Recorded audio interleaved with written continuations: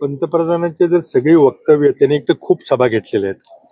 2019ला महाराष्ट्रात त्यांनी 7 जाहीर सभा घेतल्या होत्या. आता 20च्या वर घेतलेल्या आहेत. म्हणजे त्यांना कळून चुकलेलं आहे की आपण काही पुन्हा निवडून येत नाही. आणि त्या प्रत्येक सभेतली त्यांची वक्तव्य जर पाहिली, त्या वक्तव्यातली विसंगती पाहिली, तर मला वाटते त्यांना थोडी विश्रांतीची आवश्यकता आहे. त्यांनी थोडस उपचार करून घेण्याची गरज आहे. म्हणजे त्यांचा बॅलन्स बिघडलेला आहे असं तसं दिसते. आणि त्यामुळं कुठल्याही प्रकारचं एकतर धार्मिक आधारावर ध्रुवीकरण करायचा तरी पुरेपूर प्रयत्न केला, पण या देशातील जनतेने त्याला काही प्रतिसाद दिला नाही. निवडून येण्याकरता, सत्तेत राहण्याकरता वाटेल ते करावं लागलं तरी करायचे त्यांची तयारी दिसते.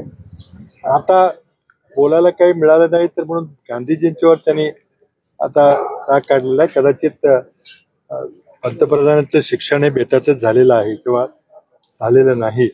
त्यामुळे त्यांना महात्मा गांधींचं जगात काय महत्व आहे याची त्याला जाणीव नाहीये. आणि म्हणून ते सिनेमा बघूनच त्यांनी महात्मा गांधींची त्यांची ओळख झाली असावी. आणि ती सिनेमामुळे खूप प्रभावित झाले असल्यामुळं जगच महात्मा गांधींना सिनेमा पाहून ओळखू लागलं, असं हास्यास्पद विधान त्यांनी केलेलं आहे. पण मी जे म्हटलं की त्यांना थोडी विश्रांतीची आवश्यकता आहे, त्याच्या विधानाचं आपण जर विश्लेषण केलं तर अशा प्रकारची व्यक्ती आपल्या देशाचा पंतप्रधान आहे, दुर्दैव आहे.